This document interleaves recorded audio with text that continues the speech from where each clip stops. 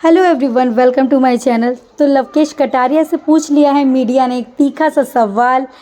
Media ने बोला तो ये है कि सिर्फ एक छोटा सा क्वेश्चन आपसे पूछना चाहते हैं, लेकिन वो एक छोटा सा क्वेश्चन इतनी ज़्यादा आग लगा सकता है।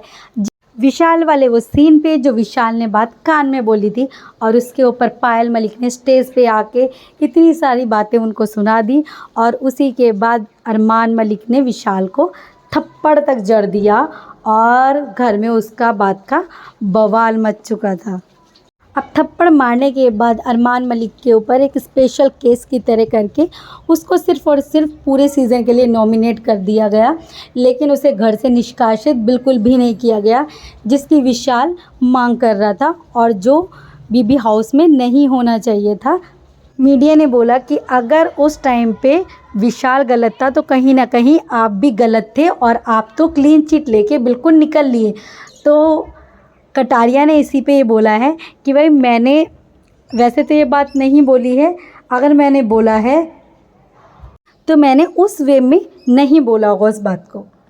इसी के बाद ही अरमान मलिक बीच में कूद जाते हैं कि कुछ लोग ना बाहर की आदतें घर के अंदर भी नहीं छोड़ते हैं। हालांकि ये सवाल लवकेश से था, लेकिन अरमान को तो बीच में कूदना है ना। मीडिया ने रणवीर से भी ये सवाल बोला कि आप तो यहाँ पे अपना सिर्फ और सिर्फ रिवाइव करने आए हो, करियर को फिर से बनाने के लिए आए हो। तो भाई रणवीर ने हालांकि बहुत अच्छे से इस बातों का जवाब दिया, लेकिन वो कहीं ना कहीं समझ चुके हैं कि जो हमने किया है वो बाहर रायता फैल चुका है।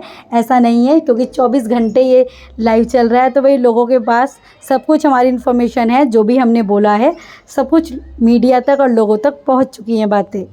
अब मीडिया ने सना मकबूल को बोला है कि भाई आपका ईगो इतना ज़्यादा बड़ा हो गया क्या, आप तो झुकेगा नहीं साला, इस तरीके से ट्रीट कर रही है।